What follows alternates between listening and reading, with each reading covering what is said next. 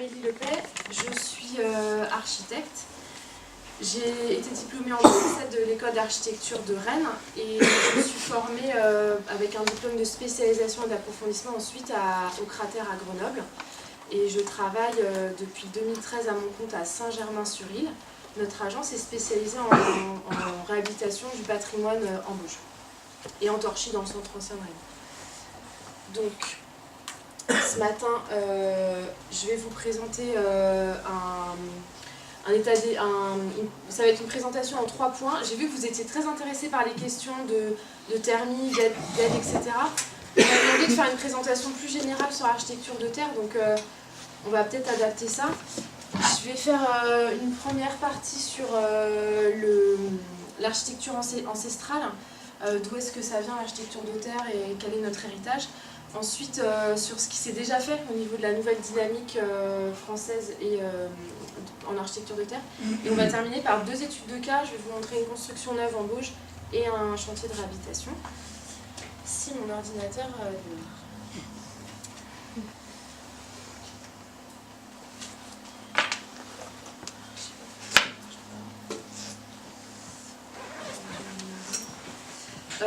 En attendant, je peux commencer par répondre où on était en train de parler des questions thermiques.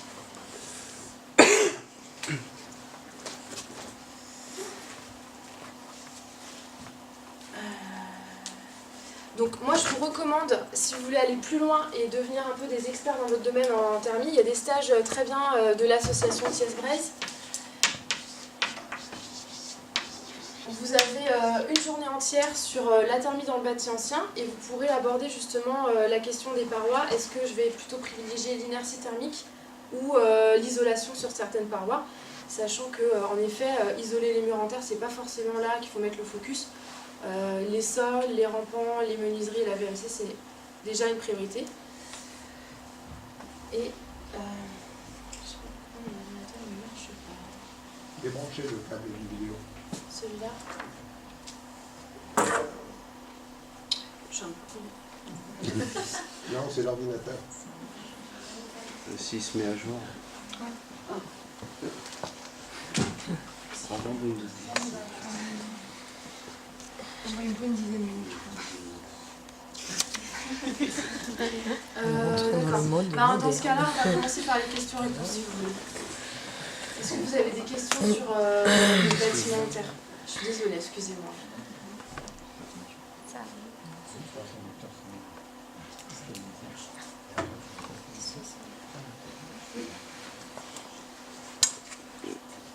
Thiès-Braise, oh pardon. Oui. Allez-y. Thiès-Braise, il s'occupe aussi que des pros ou des particuliers? Alors, Thiès-Braise, formation. les deux, ils donnent des stages pour les particuliers. C'est une association qui a plus de 40 ans, qui a été mise en place pour la sauvegarde et la mise en valeur du patrimoine et des paysages en Bretagne. Et il y a des stages pour les professionnels et pour les particuliers. Pour les professionnels, c'est lié à la Chambre des métiers. Et pour les particuliers, ça se passe un peu partout en Bretagne sur des chantiers.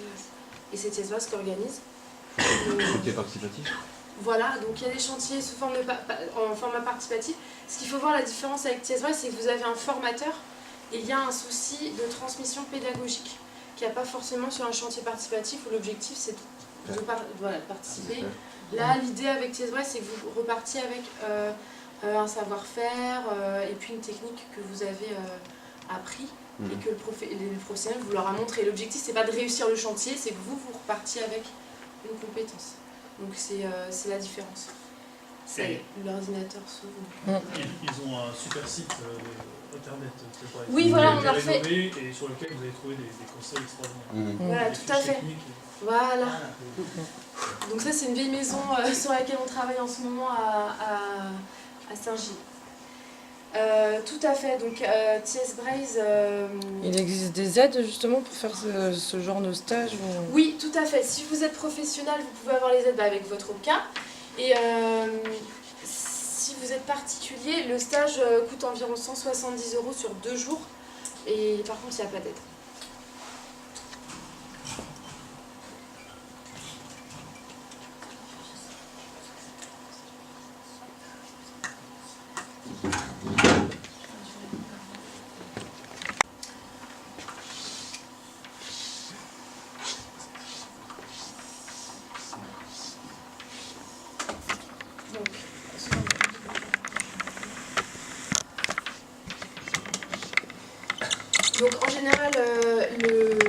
principales pathologies qu'on observe sur les murs en terre.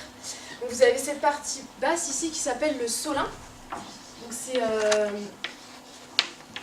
le soubassement en pierre. Il y a toujours un soubassement en pierre sur les maisons en terre. Si vous voyez une maison en terre qui n'a pas de soubassement, c'est qu'il y a un problème, c'est-à-dire que le sol a pu arriver un peu plus haut et que le solin et le mur en terre se retrouvent enfermés dans le sol. Donc déjà, sur votre maison en terre, vous avez dû voir ça tout à l'heure, vérifiez que vous avez des bonnes bottes. Ce qu'on dit souvent avec les maisons en terre, c'est bonnes bottes, bon chapeau.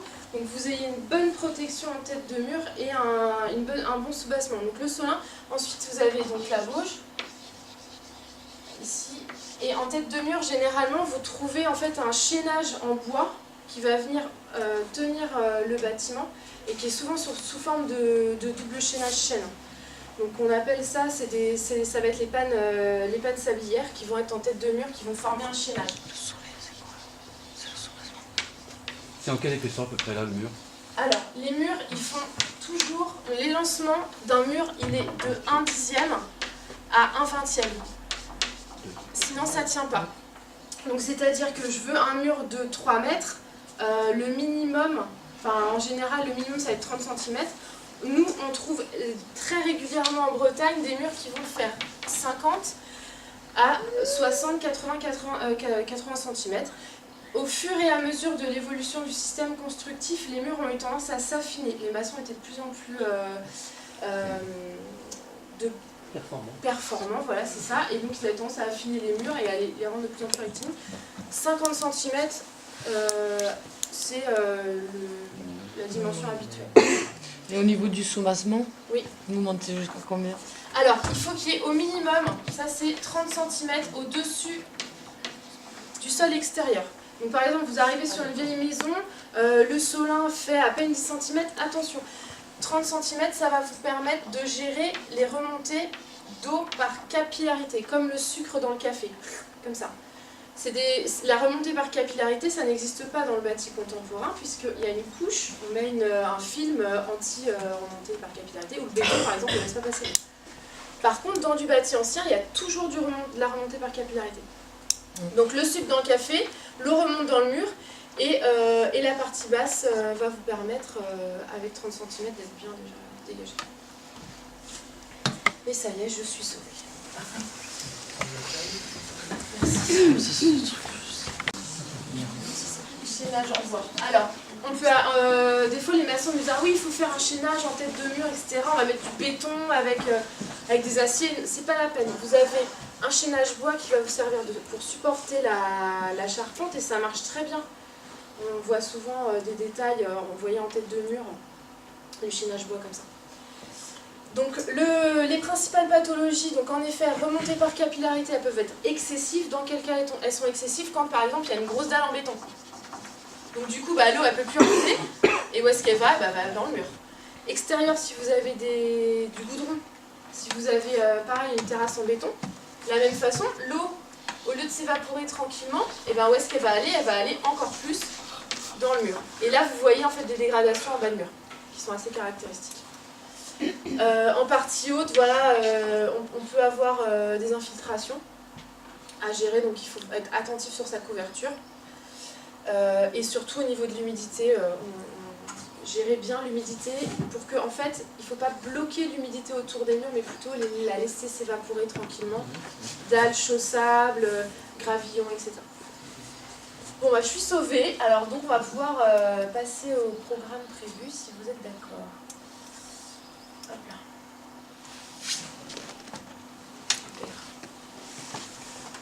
Alors, n'hésitez pas à m'interrompre, d'accord? Je n'ai pas du tout envie de faire un cours magistral, donc si vous avez des questions, n'hésitez pas. Je voulais vous dire que c'était une architecture... déjà, les hommes, on n'a rien inventé, hein, puisque la construction en terre, c'est quelque chose qui existe déjà dans la nature. Par exemple, les termitières. Vous voyez qu'il y a tout un système de ventilation pour rafraîchir. Déjà, le matériau est utilisé, exploité pour ses qualités d'inertie thermique par les animaux. On voit qu'il y a des exemples qui fonctionnent déjà très bien.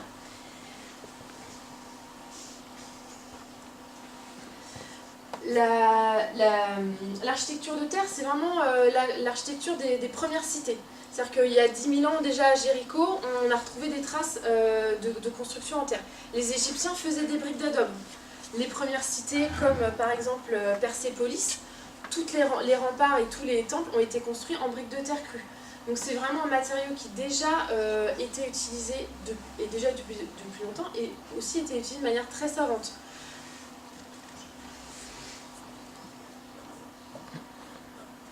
On a plus près de nous François Cointreau, donc, dans les années 1800, qui a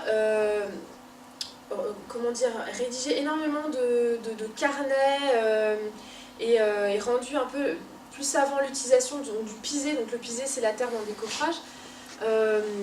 Il a créé des écoles d'architecture rurale. Et à l'époque, c'était vraiment une très grande avancée, c'était très moderne dans le milieu rural de construire en terre. Le pisé, tel qu'il est décrit par François Cointreau, ces cahiers-là ont été traduits dans de nombreuses langues et ont été énormément diffusés en Allemagne jusqu'en Australie. Les techniques de construction en pisé se sont beaucoup améliorées et répandues énormément dans tout le bassin rhodanien, en Isère. Il y a eu des villes entières. Il faut savoir que Lyon est une ville qui comporte beaucoup de constructions en pisé de cette époque. Donc là, on voit un exemple. Le pisé, c'est une méthode constructive qui est différente de ce que nous on trouve ici en Bretagne. C'est une construction qui va se faire par coffrage, par lits successifs. Là, vous voyez les trous de banches. Et puis les différentes... là, on voit les éléments de coffrage qui montent successivement les uns sur les autres. Donc le pisé, c'est une terre qu'on va venir utiliser presque sèche et puis qu'on va venir tasser entre coffrages. Alors que nous, en Bretagne, ça se passe différemment, le mélange. Donc ici, on est au parc du Livradois-Forez, entre Lyon et Saint-Étienne, où également un grand patrimoine ancien en pisé. L'architecture de terre, c'est pas seulement des bâtiments aussi ruraux, c'est également des bâtiments d'exception qui sont pour beaucoup recensés au patrimoine mondial de l'UNESCO. Ici, vous avez par exemple la mosquée de Djenné au Mali, qui est construite entièrement en bauge, donc la même technique qu'ici chez nous en Bretagne. Et la particularité de cette mosquée, c'est que les enduits vont être refaits de façon rituelle tous les ans. Tous les ans, toute la communauté va se réunir pour refaire les enduits. Et ici, on est sur alors, il n'y a pas de chapeau, donc quand il pleut, en fait, c'est un enduit qu'on appelle sacrificiel. C'est-à-dire que ces parties en haut, en fait, vont s'éroder naturellement, et après, tous les ans, on va refaire l'enduit. Donc, c'est-à-dire qu'on va avoir suffisamment de couches d'enduit pour que l'érosion n'abîme pas le bâtiment. Donc, c'est on accepte l'érosion. Vous avez aussi, par exemple, ici, on est sur les maisons de l'Ethnica, donc c'est des tulous, donc c'est des maisons rondes qui vont contenir toute la communauté, le hameau. C'est en Chine, donc dans la région du Fujian. C'est inscrit au patrimoine mondial de l'UNESCO, donc c'est des bâtiments qui sont aussi d'exception et qui ont pour certains plus de 600 ans. L'architecture de terre en Europe, avec des monuments aussi d'exception, par exemple la Grenade, l'Alhambra. Donc l'Alhambra en arabe ça veut dire la rouge. La rouge c'est la couleur de la terre qu'on trouve là-bas. Donc l'ensemble de l'Alhambra, donc il y a un palais, a été construit en pisé, donc la technique du pisé avec cette terre très rouge qui lui donne vraiment son côté très, très original. Donc c'est le sud de l'Espagne.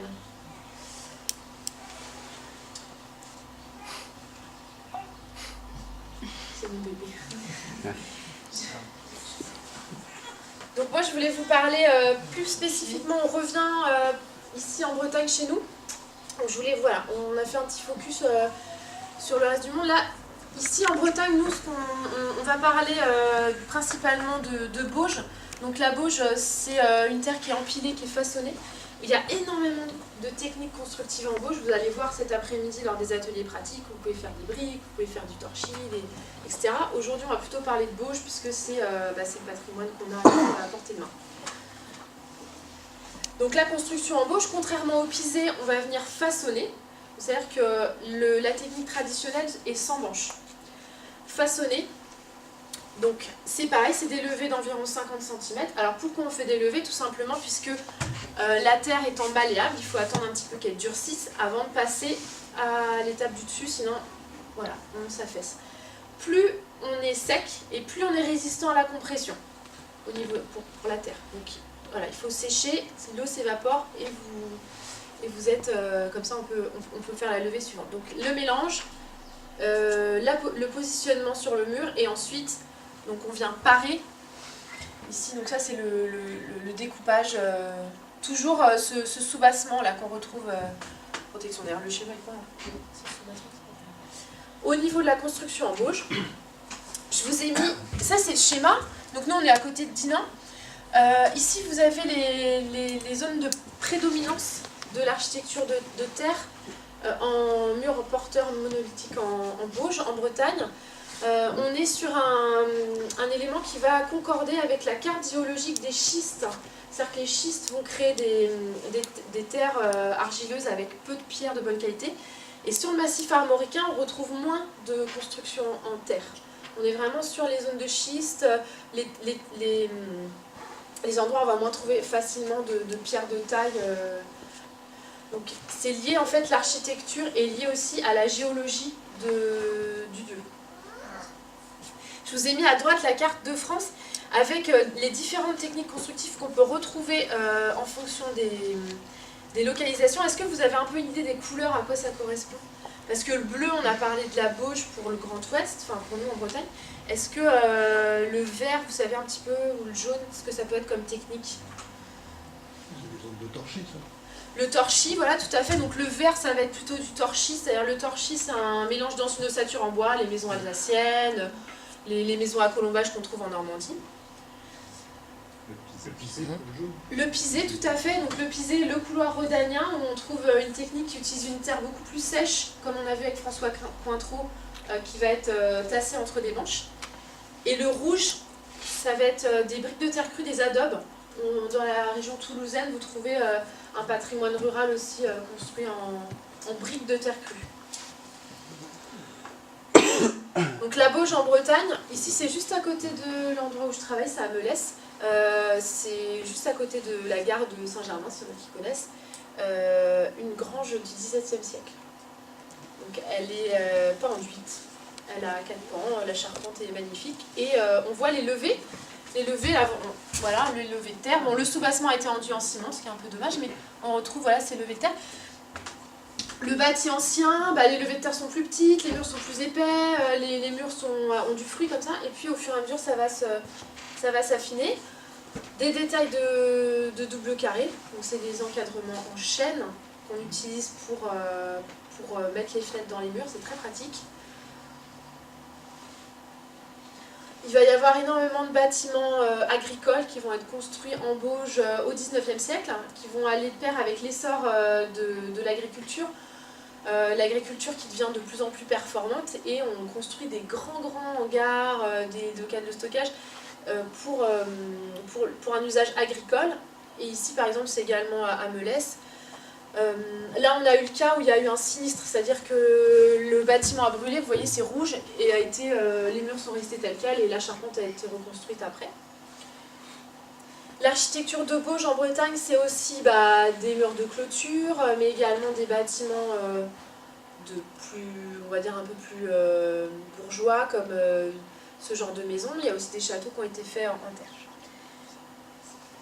Donc ça, c'est des illustrations qui proviennent d'un livre que je vous recommande vivement, qui s'appelle, sûrement certains d'entre vous le connaissent déjà, Architecture de terre en Ille-et-Vilaine, de Philippe Bardel et Jean-Luc Maillard. Vous allez avoir une rétrospective un peu du patrimoine local, très bien fait par l'écomusée dans les années 2000. Je vais le noter.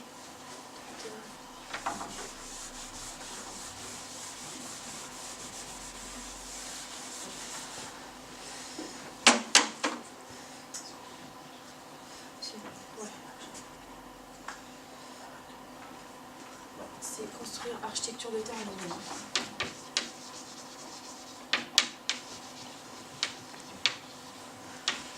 Et la bibliothèque de Saint-Juvin, pour ceux qui veulent. Ah, oui. Ça c'est une bonne idée à consulter.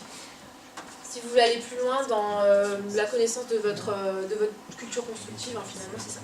Un exemple de réhabilitation, donc moi ça m'a inspiré, c'est justement c'est Philippe, alors Philippe Bardel, c'est un des auteurs du livre, de ce livre-là, et lui, avec sa femme, ils ont acheté une maison à Romilly, et ils ont vraiment fait une très belle restauration, et je suis allée la visiter il y a plusieurs années. C'est vrai qu'elle m'a beaucoup inspirée dans le sens où on peut faire aussi des choses, on peut garder le cachet et la beauté du bâtiment. On n'est pas obligé de mettre des enduits industriels, on peut faire des choses qui vont garder son charme.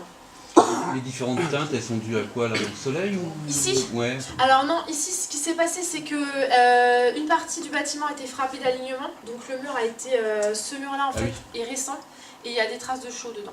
C'est-à-dire que le bâtiment a été découpé parce qu'il y a une nationale juste à côté et reculé, et donc ça c'est un mur qu'a fait Denis Maléjac et avec un petit peu de chaux dedans pour tenir le... D'accord. Donc je vous ai fait une petite rétrospective très rapide du patrimoine. Voilà, si vous voulez aller plus loin, allez regarder ce bouquin-là, et surtout allez voir, j'ai vu qu'il y a le Thiès Vraise ces panneaux d'exposition qui sont disponibles juste sur la place là-bas. Donc allez-y si vous êtes intéressé par le patrimoine.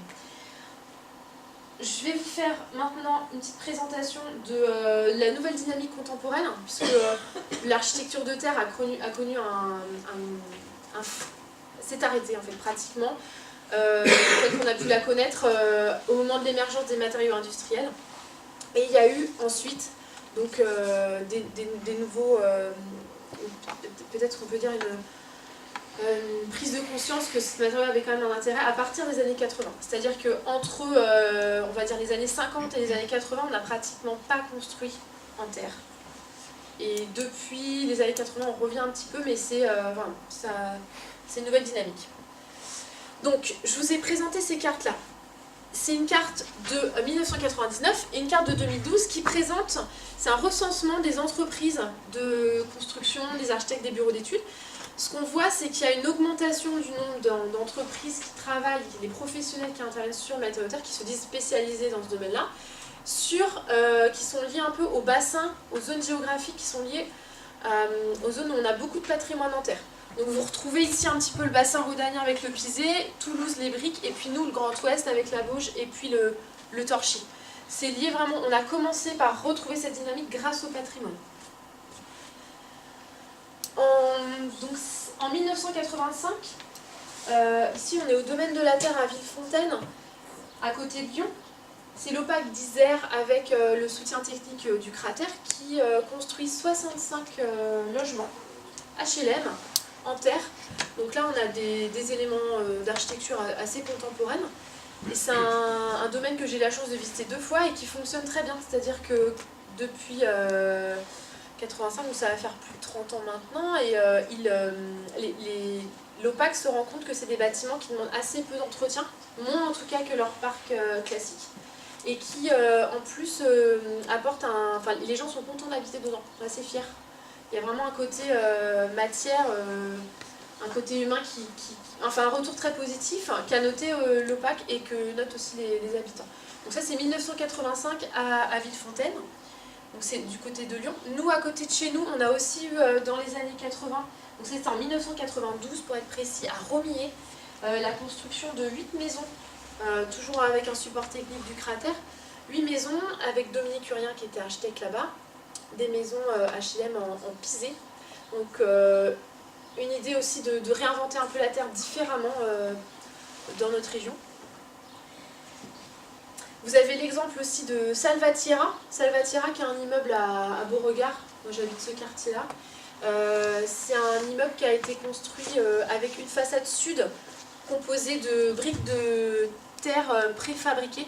Donc des briques de bouche préfabriquées, c'est un mélange un peu hybride qui a été tenté par Jean-Guy Aurel, donc un artisan qui a essayé voilà, de faire des expérimentations en facilitant la mise en œuvre. Et Jean-Guy Aurel, donc toute cette façade-là a été construite avec ces briques, elle est enduite avec un enduit à la chaux. Et c'est un immeuble qui fonctionne bien, je suis allée le voir récemment. De la même façon, les gens vont valoriser en disant, même dans les annonces de location, on voit immeuble performant, construit, éco-construit. Donc vraiment, on a un intérêt porté par les habitants sur ce mode de construction et ça apporte beaucoup de confort thermique l'été. Exemple aussi contemporain à côté de chez nous, donc ça c'est à Rennes, c'est au labo de mécanique du campus de Beaulieu.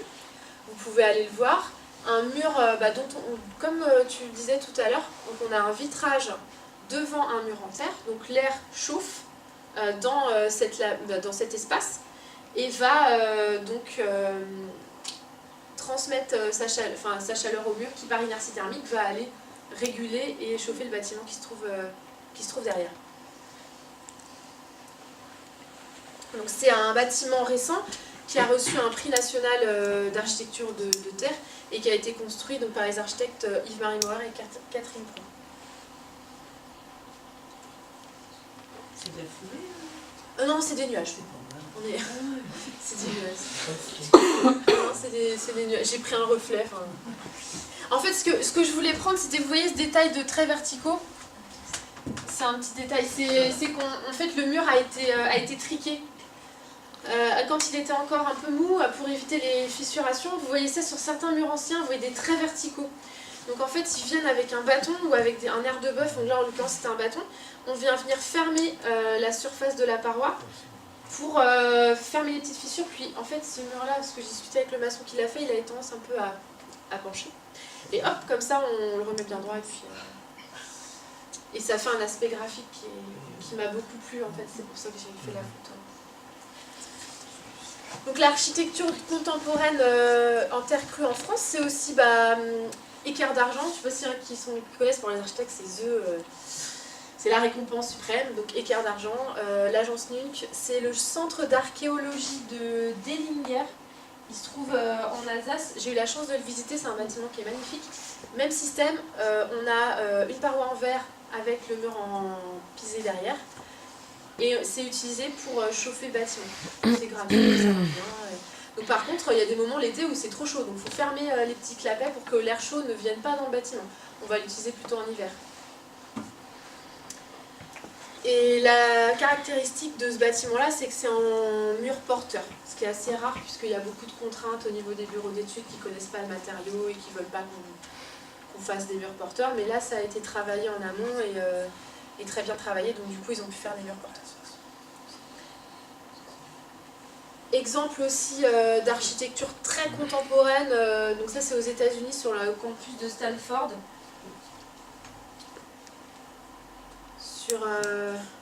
Donc voilà, donc pour vous dire que on a tout ce patrimoine, mais on peut aussi en faire des choses extrêmement contemporaines design. Si il y en a que ça intéresse, je vous invite à voir ce livre-là, Architecture en terre d'aujourd'hui, pour des exemples contemporains. Voilà. Il sera prochainement à la bibliothèque. Il est Il est déjà. Pour tout vous dire, il est chez moi en ce moment, mais je vais le chercher tout à l'heure. Ah bon bah alors... Donc voilà, j'ai terminé ma petite introduction. Maintenant on va rentrer dans le vif, on va parler technique de mise en œuvre et chantier. Donc si vous avez des questions... voilà, une magnifique maison en terre. Donc souvent, très souvent, et puis partout c'est un peu pareil. Dans les années 70, on n'a pas dijonné dans du ciment parce qu'on pensait que c'était ça qu'il fallait faire. Aujourd'hui, on se rend compte que ça crée plein ça crée plein de pathologies puisque l'humidité reste enfermée dans le mur, qu'elle ne peut plus s'évaporer. Donc première chose à faire, si vous avez un bâti comme ça qui est couvert de ciment, enlevez le ciment. Donc, déjà, on enlève le ciment. Ici, on a retrouvé une ancienne porte de grange, donc j'ai décidé, avec le maître d'ouvrage, donc le client, de l'exploiter, de l'utiliser. Pour faire les réparations, je travaille très régulièrement, donc là on le voit en photo, c'est monsieur Justin Metz, qui est maçon, qui est un très bon maçon, qui fait des belles choses en terre crue. Et là, on avait fait des adobes, donc les adobes, c'est des briques de terre crue, qui vont permettre de faire les réparations de Bauge. Donc ce qui est bien parce qu'on reste sur le même matériau. On fait des réparations de Bauge avec de l'adobe, donc du coup on n'a pas de fissures avec des matériaux qui seraient différents, plus ou moins durs, plus ou moins durs. Donc ça c'est très bien pour faire les réparations. Donc une fois que l'enduit ciment a été enlevé, vous voyez, les réparations sont en cours. Donc les gros trous ont été comblés avec des adobes. Et on fait un premier agréage avec juste de la terre et des fibres. Donc ça va permettre déjà d'avoir réparé les murs. Vous avez dû voir ça tout à l'heure avec Colin Masson. Tout à l'heure, il vous a expliqué ça, hein, j'imagine. Et la terre est prise sur place ou pas? Enfin, dans le jardin? Oui, non, alors la terre, en fait, elle venait d'un chantier de construction juste à côté. Il y avait une zone d'activité qui était moins de 10 km. D'accord. Et donc, on a demandé au terrassier de venir amener un camion. Et lui était content. Ouais, c'est le débat. On trouve facilement de la terre au niveau des lotissements, les routes, les zones d'activité. L'enduit de finition. Donc vous voyez le solin là, on le redécouvre. On le voyait plus, mais ça y est, on le voit à nouveau. Là, il était à peu près à 50 cm. Et ici, on a décidé de faire un enduit terre avec un peu de chaud dedans. Pour supporter un peu les intempéries, tout en laissant la vapeur d'eau du mur s'évaporer. Donc vous voyez la porte de grange, et puis les doubles carrés en chaîne. Double carré en chaîne, donc c'est la technique traditionnelle, mais ça fonctionne très bien. On peut faire des nouvelles ouvertures en double carré de chaîne.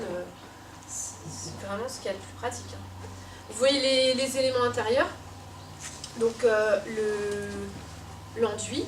Le sol, au niveau du sol, on a fait une dalle chaud sable, donc qui va laisser passer la vapeur d'eau si besoin. Et il y a un isolant qui a été mis sous forme de... Donc c'est c'est des billes de verre expansées. Au lieu d'utiliser un hérisson en cailloux, aux parties basses, on va mettre l'isolant en dessous de la dalle. Je vais vous faire un petit sandwich peut-être pour expliquer. Je sais pas. Donc là, il y a le carrelage. Ensuite, vous avez la chape, la dalle. On va mettre des petits cailloux pour se mettre à distance du sol. Voilà, comme ça. Donc ici, ça c'est le hérisson. Donc le hérisson, ça sert à se surélever par rapport à l'humidité. Hein. La terre, elle est là, hein. le sol en terre. Le hérisson, il peut être isolant. Si on met par exemple des billes de verre expansées comme du Misapor, c'est un exemple, c'est un produit qui fonctionne bien. Après, vous avez la dalle chaussable. Ici, on a fait une chape aussi par-dessus chaussable, et le carrelage, là, c'est de l'ardoise. C'est des carreaux d'ardoise. Et ce système-là, par rapport à après, quand vous avez votre mur en terre qui est juste à côté, hop, donc le mur en terre est là. L'humidité qui provient du sol, au lieu d'aller dans le mur en terre, en fait, elle va le sécher un peu partout. Elle va se répartir de façon continue. Et ça va nous éviter d'avoir beaucoup d'eau qui remonte dans le mur et d'avoir des risques de pathologie. Donc on va disperser plutôt l'humidité plutôt que de la bloquer. L'ardoise, c'est pas trop fermé comme pierre? Si, mais il y a les joints avec.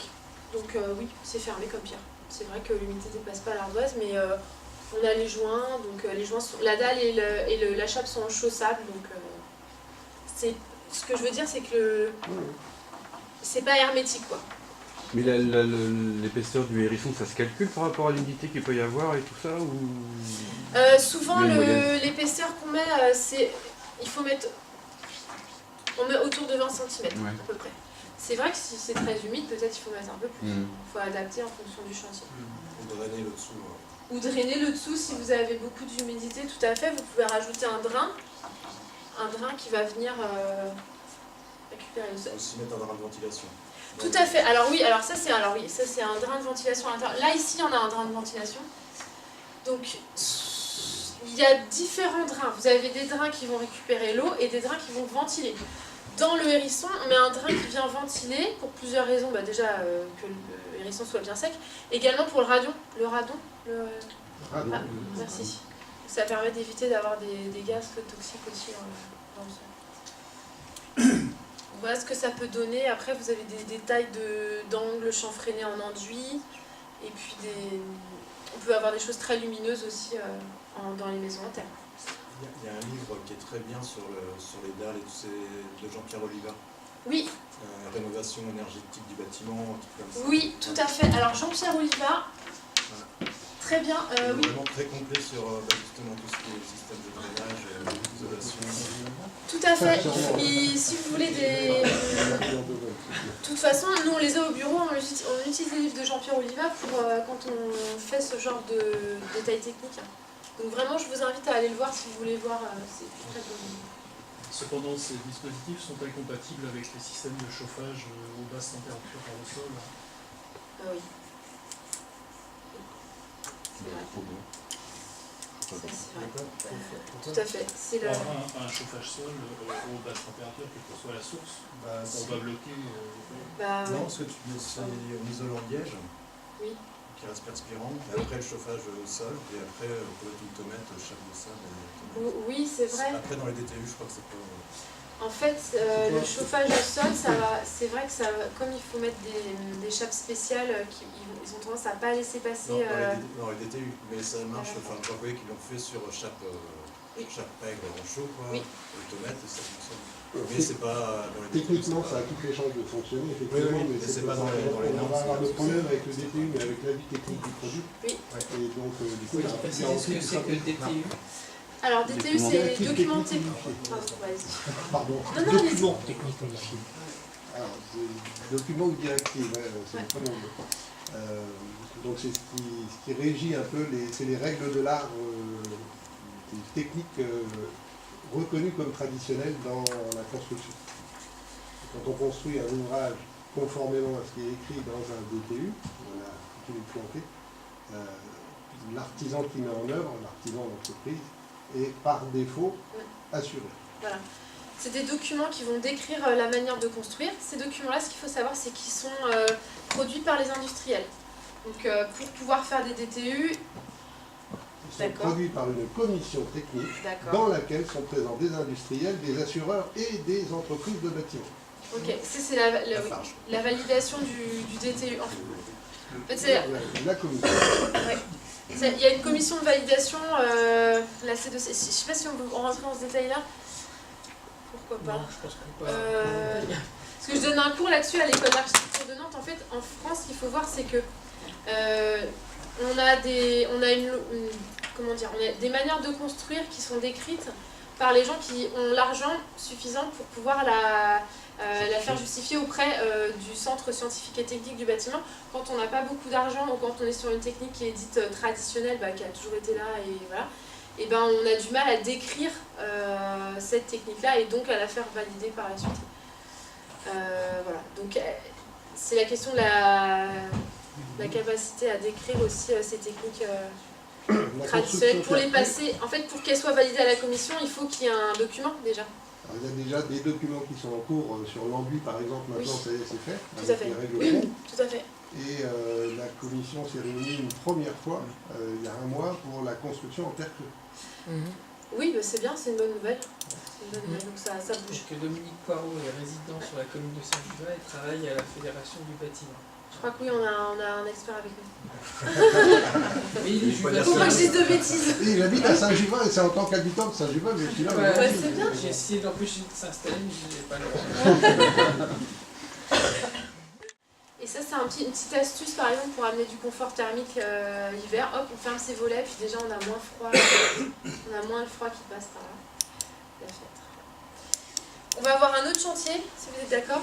Donc là, c'est de la construction neuve en Bauge. Donc on est à Saint-Germain-sur-Île avec Ghislain Metz, le maçon, je vous l'ai montré en photo tout à l'heure. Il est venu me voir il y a 3 ans maintenant en me disant j'ai envie de locaux professionnels, j'ai envie d'un hangar pour mes camions et tout ça. Et il m'a demandé de lui dessiner le bâtiment. Et finalement sur le terrain était très grand et il y avait aussi du coup j'ai acheté un morceau du terrain et pour faire aussi mes bureaux à côté. Donc on a 2 bâtiments, là vous voyez, ça c'est un bâtiment de bureau et ça c'est le hangar pour ses activités de maçonnerie. Donc la construction en terre, ici elle est un petit peu revisitée dans le sens où on utilise des banches, vous les voyez ici en haut, là à cet endroit-là. Les banches, ça va nous servir pour avoir le mur bien droit, ça va nous éviter de découper, de parer à la bêche, en fait, de découper le mur, ce qui est assez fastidieux. Le mélange, par contre, est un mélange à l'état plastique, donc malléable, un peu état pâte à modeler, ce qui se rapproche de la technique de construction en bauge. Donc là, on mélange au sol avec de la paille, et après c'est placé dans les banches, et c'est décoffré immédiatement. C'est-à-dire qu'on peut enlever tout de suite la banche. La banche, c'est ça, hein, c'est les grandes plaques en bois pour tenir le mur. Mais on peut pas construire, on peut pas remettre une couche tout de suite après avoir enlevé les banches, dans ce cas-là qu'on vous dit là. On ne peut pas remettre tout de suite une couche, non, il faut attendre quelques jours. Donc s'il fait très beau, ça va être 2-3 jours et hop, on continue. Et sinon, ça peut être plus long. Sachant que le bâtiment est assez grand, donc le temps qu'on remplisse toutes les banches, on peut reprendre la suivante en fait. Comme remonter comme ça. Donc ici, là on voit la terre qui est placée à un endroit où justement il n'y avait pas de banche, c'est pour vous montrer un peu la différence. Là on a des banches, là on n'en a pas, donc du coup après il va falloir recouper. La terre est montée, on a la ligne, là c'est les solives en bois. Vous voyez le plancher est posé sur le mur en terre, et avec une petite astuce pour répartir les charges. Dans le mur.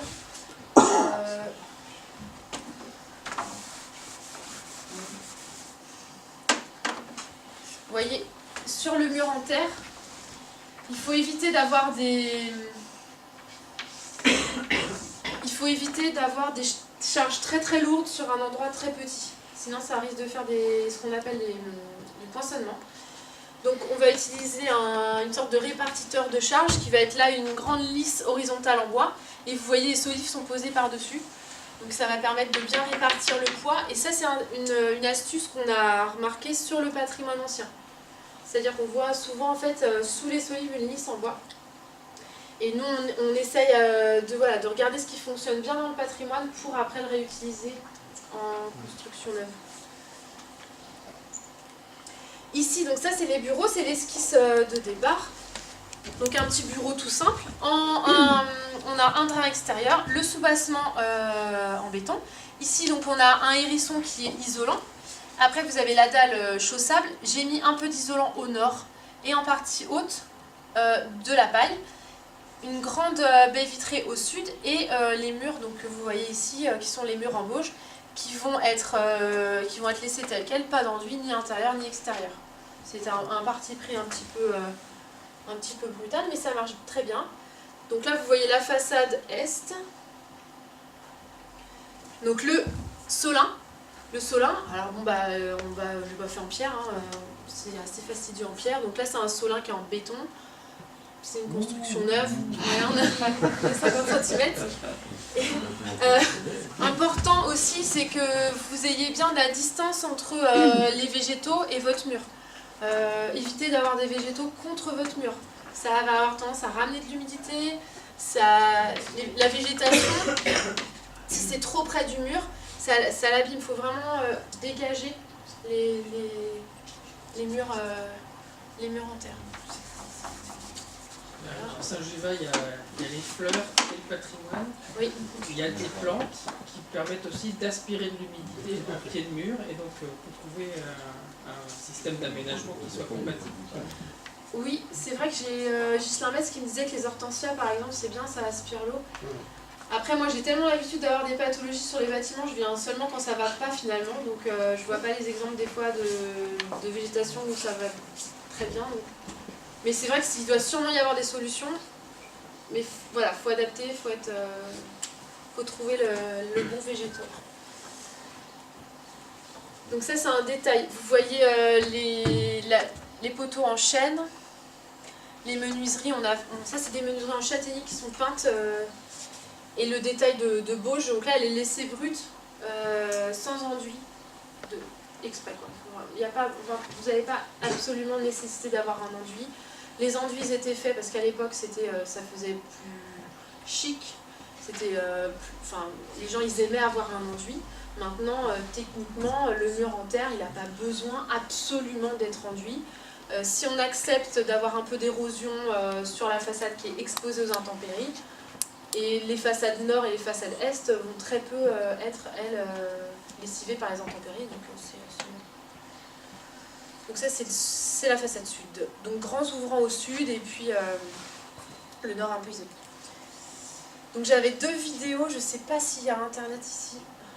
Non, on n'a pas le wifi. Si quelqu'un, pendant que je réponds aux questions, veut bien m'aider pour mettre le wifi, j'ai 2 vidéos sur du chantier, sinon voilà, on fait des questions-réponses. Comme il nous reste que 10 minutes de toute façon. Donc en fait, ces 2 chantiers, ces 2 vidéos YouTube, vous pouvez les retrouver. Si vous cherchez les mots-clés, donc ça va être terre crue, et puis il y a une vidéo qui chez Monsieur Metz, et il y en a une autre, c'est à mon nom, donc c'est Le Bay, sur YouTube, si ça vous intéresse. Voilà, donc j'ai terminé la présentation que je voulais vous faire. Si vous avez d'autres questions, on a quelques minutes avant de terminer. Sinon, on arrête là.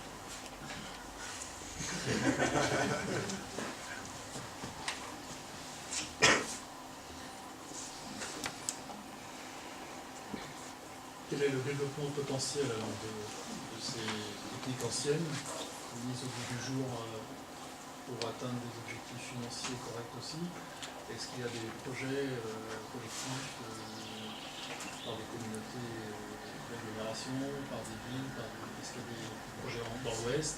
Oui, en ce moment, il y a un projet sur Rennes qui est piloté par l'IAUR, donc c'est l'Institut... En fait, il y a des bailleurs sociaux qui se sont associés à des universitaires et à une association qui s'appelle Acroterre pour faire émerger des projets. Moi j'ai postulé à titre professionnel, mais je ne sais pas si je vais être retenue, pour la construction de 2 maisons contemporaines à Chevigné. Et les bailleurs sociaux souhaitent à nouveau lancer des programmes avec du logement social en terre. C'est parce que c'est un matériau qui répond bien, qui développe l'économie circulaire, puisque en fait c'est un matériau qu'on prend sur place, qu'on met en place sur place et qui est totalement recyclable.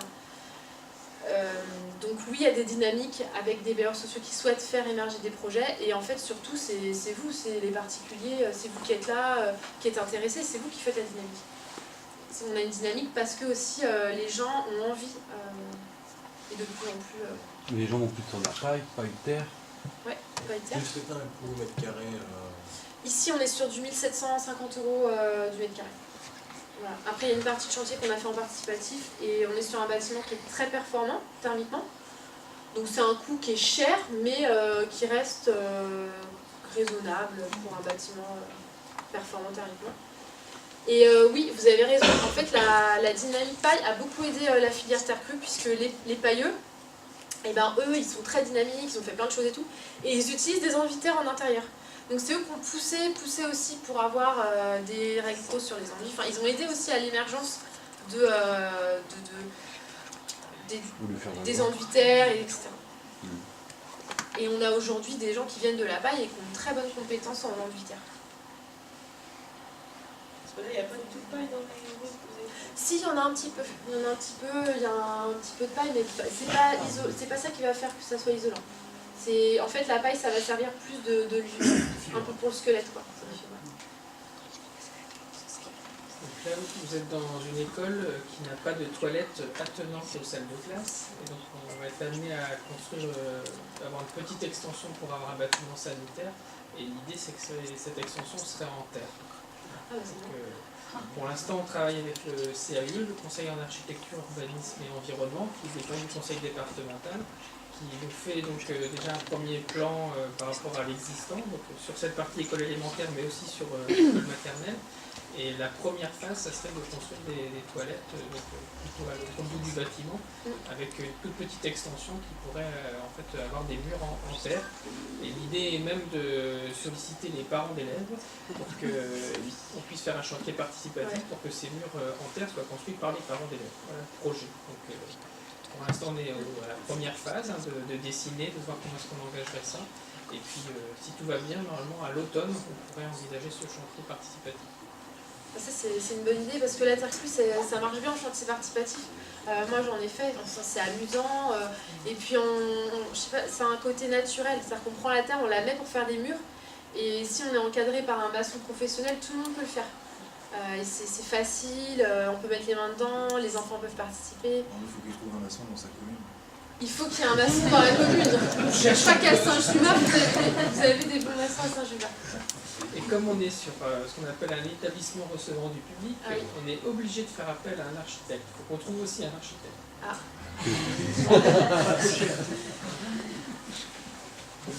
Mais à l'automne, c'est pas risqué le mauvais temps, tout ça, C'est toujours beau à ça.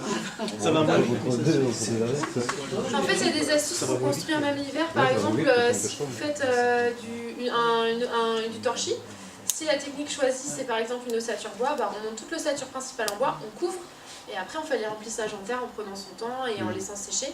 Donc ici on a construit les murs en bauge au printemps parce que oui en effet il faut éviter quand même de rincer les murs et il faut qu'ils puissent sécher. Donc la période idéale pour construire en terre c'est printemps-été. Maintenant en automne on adapte le chantier, on trouve des solutions pour faire des bâtiments en terre aussi. Après en été, si ça sèche trop vite, c'est pas terrible. Justement, Ouais. Ça va pour pas rebondir là-dessus, il faut bien s'imaginer qu'à l'époque, les maisons en terre, ça se faisait pas un coup de pinceau. Ça durait une année, 2 années. Donc l'hiver obligatoirement passait sur la construction. Oui. Donc de ce côté-là, c'est pas très Moi j'y étais un an. En hiver, ça me plus Oui, mais c'est vrai, on peut construire toutes les périodes. Et la petite astuce, si vous avez vos murs en terre qui sont laissés à l'air libre comme ça et que vous n'avez pas encore de couverture, c'est de mettre de la paille dessus, plein de paille dessus, pour que l'eau en fait soit évacuée loin du mur et qu'il ne soit pas abîmé tout de suite. Donc c'est vrai que ça permet d'attendre un peu. Voilà, donc cet après-midi, en plein de choses, il y a des ateliers pratiques. Donc vous pourrez revoir les différentes techniques que je vous ai montrées. Et si vous voulez plus d'infos sur les chantiers que je vous ai montrés, sur le site internet de l'atelier ALB aussi, vous trouverez plus d'infos. Voilà. C'est pour vous remercier de la conférence à laquelle on vient d'assister. Comme je ne pouvais pas être là au tout début, j'étais pris par ailleurs, je veux m'excuser d'abord de ne pas avoir écouté les premières interventions. Vous allez devoir refaire pour moi tout à l'heure. Comme vous le savez sans doute, Saint-Juva est labellisé pour son patrimoine. Donc, on a un label qui s'appelle Commune du patrimoine rural de Bretagne. Ça va faire presque 30 ans qu'on a ce label.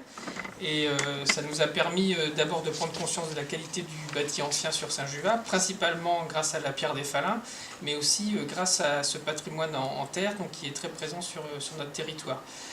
Lors de la dernière évaluation du label en 2007, on nous avait dit du côté du bâti en terre, c'est bien, il y a eu des belles restaurations, bon, certes il y a eu quelques dégâts aussi, mais globalement le patrimoine en pierre est plutôt bien préservé. Par contre, attention, la grosse alerte sur le patrimoine en terre, vous avez des bâtiments qui ne sont pas entretenus, des propriétaires qui en fait n'ont pas fait ce qu'il fallait, mais surtout souvent par méconnaissance. Et donc c'est pour ça qu'au niveau de la commune, en lien avec certains habitants motivés, on a décidé vraiment d'engager un certain nombre d'actions pour préserver ce patrimoine. Donc là, c'est la 3e édition de la journée du bâti en terre.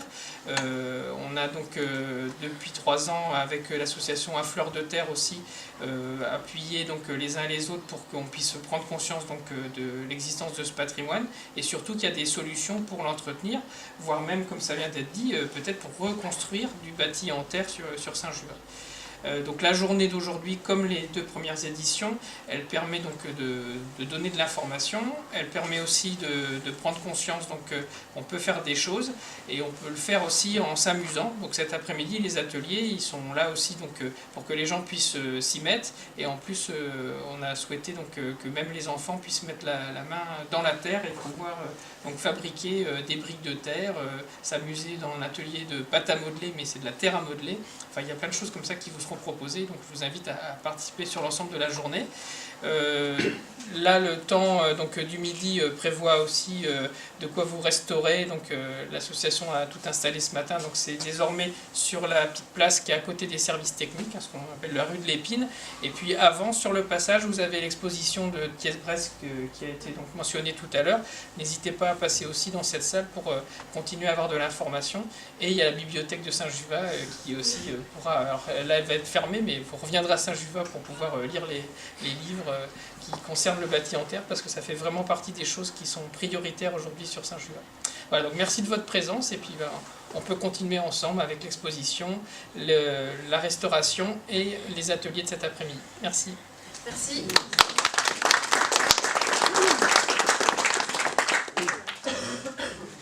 Dominique, vous avez apparemment beaucoup d'intérêt pour les formations proposées par Thiès-Brest. Oui.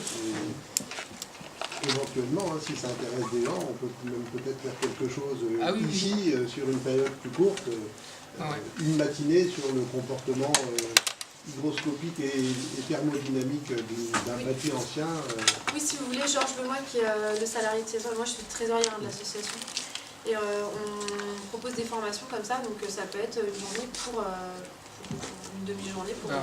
Très bonne idée, on peut organiser ça.